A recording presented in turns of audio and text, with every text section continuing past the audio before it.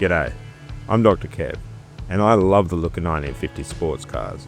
They're low down, and it was from a time when aerodynamics was all about trying to reduce drag, not really trying to get any downforce, and this meant flowing curves and not a lot of interruption on the body. So when it comes to the chassis, I didn't want to mess that up with a roll bar. But then I looked at it from another angle, and I realized that's a dumb idea. Welcome to Car Design Workshop. In a previous video, we talked about the start of the design for the chassis for Project 171, and part of that video was discussing whether it was going to be a good idea to build a roll cage or not. And I asked the opinion of viewers, and almost universally, people came back and said I'd probably prefer to keep my head in a rollover. And as much as I wanted a style influenced by the 1950s, I didn't want the safety of the car influenced by the 1950s. Now, the center of gravity of Project 171 is going to be quite low. And while the car is going to be quite small, it's still going to have the track similar to a Subaru WRX or an Impreza. Mainly because I intend on using the drive shafts from that car. So that means the car is very unlikely to roll over. It'd probably take a pretty extreme event to initiate a rollover, something like hitting a curb at a reasonable speed. And so on one hand, I'd be thinking, not a big problem, very unlikely to happen. But as an engineer, we're used to training in health and safety and all the things that start to reduce fun for us. And part of health and safety is to think about what's the likelihood of something happening. But the other part of risk assessment is to think about the consequences of something happening. And so while a rollover is very unlikely, the consequences of a rollover without a roll bar are pretty nasty. Now, I happen to like designing and working on cars, and it's pretty difficult to do that if your head no longer is attached to your body. So that means I want to put some rollover protection that's going to give half a chance of somebody being able to walk away from an incident. But designing an effective rollover structure is not a really easy engineering problem.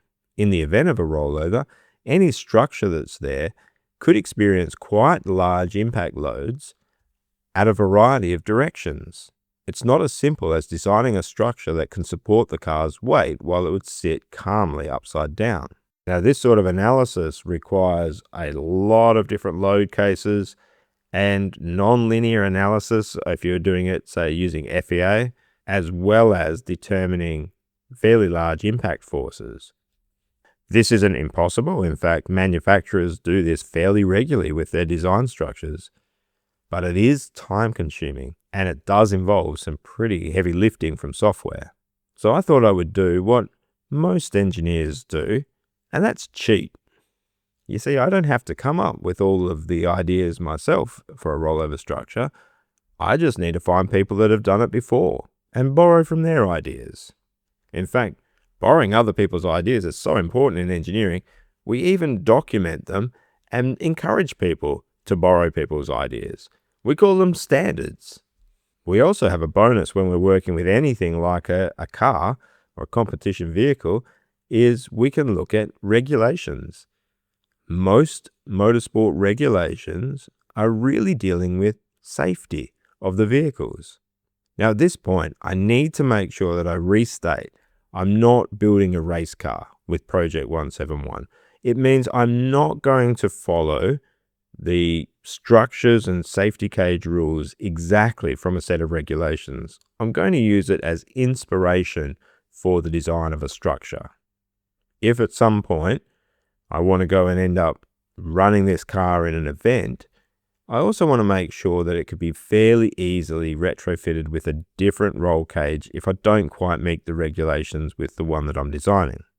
In Australia, we have Motorsport Australia regulations, and in the manual for that, we find Schedule J for safety cage structures, and it outlines a lot of really useful information for designing roll cages.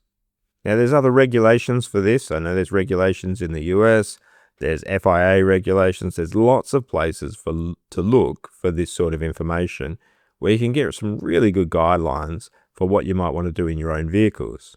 In this video, we're going to go through and run through what has been applied from these regulations and why some of these regulations are what they are. To start off with, it's worth thinking about what the safety cage is doing in the event of a rollover. As mentioned before, during a rollover event, there's going to be loads in all sorts of different directions, and some of these are going to be quite high. These are impact loads. These aren't constant forces that are being applied. And the purpose of the roll structure is not to absorb the energy from these loads, as we would see in a crush structure of a car. It is to protect the occupants of the vehicle. So this is a structure that needs to have minimal deflection during these rollover events. That means this structure is going to need to be strong and stiff. And an obvious material for this is steel.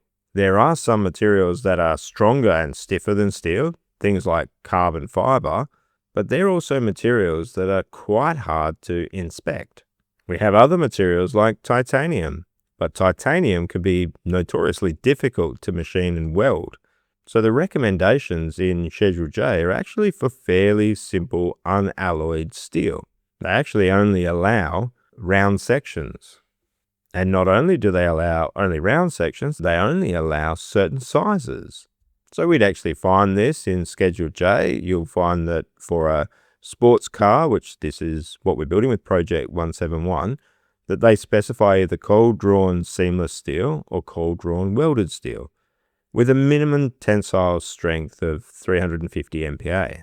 And the sections for the main roll bar and any lateral roll bars are quite sizable. So a 50mm OD by 2mm thick, or a 44-45 at 2.5mm thick. Basically, we're running a 2-inch tube for those that still want to use the King's units. If you're an engineer working on these, you can often get frustrated when there's certain sizes specified, but I tend to think that this takes a lot of the work out of it. You can just stick with these sizes and know that we're going to end up with something that's reasonably safe. Now, you might also be surprised that they're not specifying any high-strength steels here.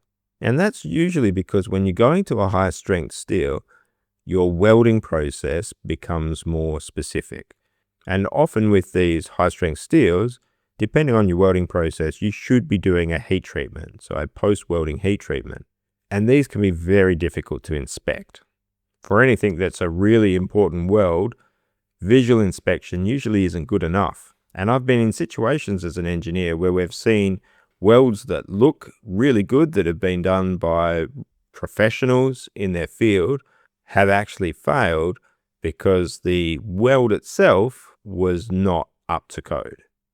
But one of the advantages of these sorts of regulations is these conservative approaches to the engineering and to the material usage are built in to the regulations.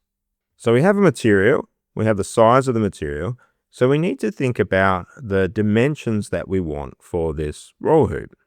To start with, it obviously needs to be above the driver's head. But a question would be, how much above the driver's head? How much clearance do you need? You can't just have a lot of clearance, because the taller we make these roll hoops, the less safe they actually are. So you need to be a certain height above the head of the driver and the passenger, but you don't want to be too far above, otherwise you start to compromise the strength of the rollover structure. Now, a really handy thing about these regulations is they start to break the roll structures into different vehicle types. If you have a single-seater race car, then you can use a Type 1 roll bar. If you have an open-top sports car, you can use a Type 2 roll bar. And then you have Type 3 roll bars for closed competition vehicles. So in this case, Project 171 is a dual occupant vehicle, so driver and passenger, and it's an open top car. So a Type 2 roll bar is what we're after.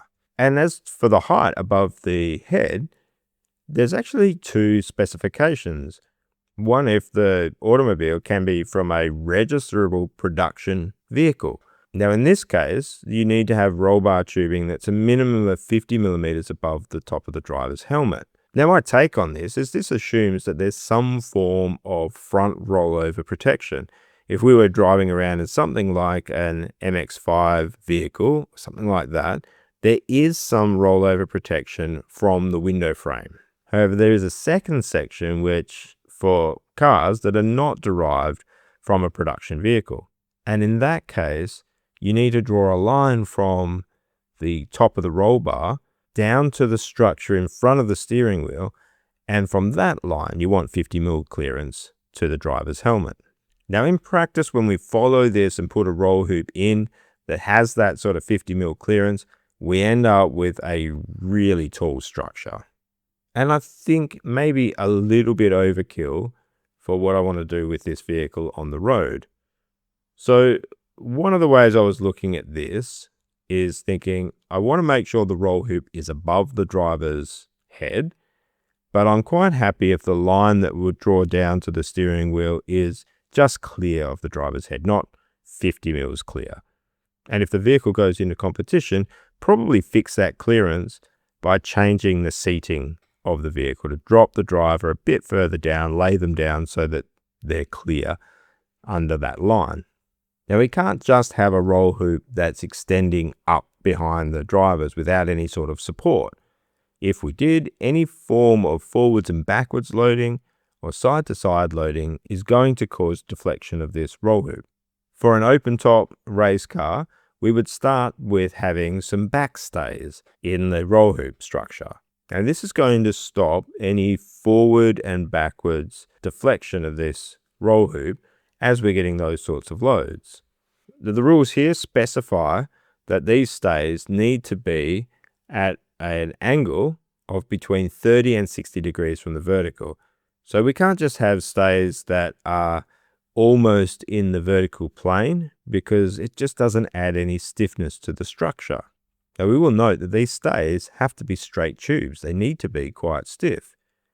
The roll hoop does have bends in it, and these bends need to be cold worked bends, so not done under heat. And these stays need to be attached to near the corners of the roll bar. On the bend with the roll hoop, it's fairly easy to figure out what that's going to be. It's usually about 3 times the diameter of the tube is going to be your bend radius, and that can be fairly easily bent in a hydraulic bender. So now we have a roll hoop and we have the stays, but if we just have these structures, then the roll hoop can still act as a parallelogram as you're starting to get lateral loads. So we need to have some sort of lateral stiffness in this whole structure. And there's a couple of ways to do this. We could put a diagonal in the roll hoop itself. Now, if you only have the driver in the car, you would have that diagonal with the corner above the driver's head. If you're carrying a passenger, so a dual occupant vehicle, you really actually have an X in that roll hoop plane. Now, another possibility is we put a diagonal in the stays. Now, for this vehicle, I want it safe in a dual occupant use, but I really like the diagonals being applied to the back stays.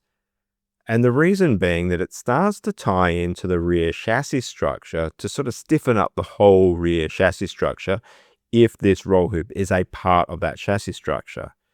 So at this stage, I haven't modeled the roll hoop that I'm using on the car with the diagonals or an X in the plane of the roll hoop. I've instead done it on the back stays.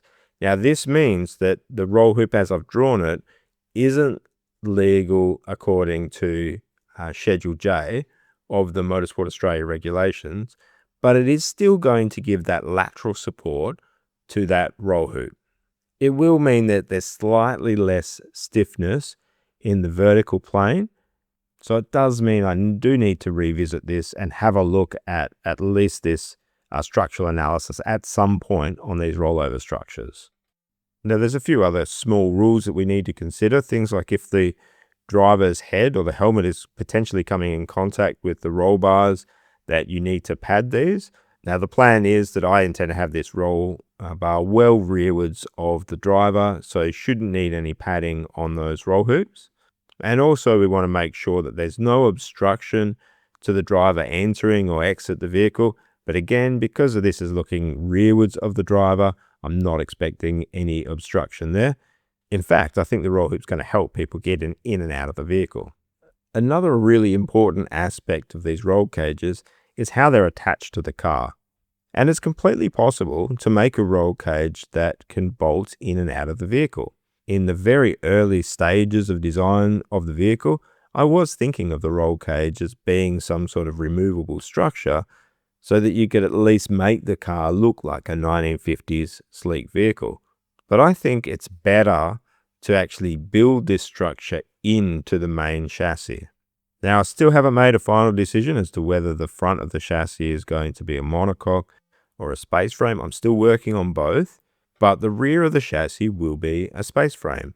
And the roll cage structure is going to form a really important part of that structure. If it's a monocoque, there'll be multiple points at which this roll hoop mounts to the monocoque structure, and it'll include bolts that come from different axes. And that helps take up slop and provides a stiff structure as you attach it, and helps better load that composite structure.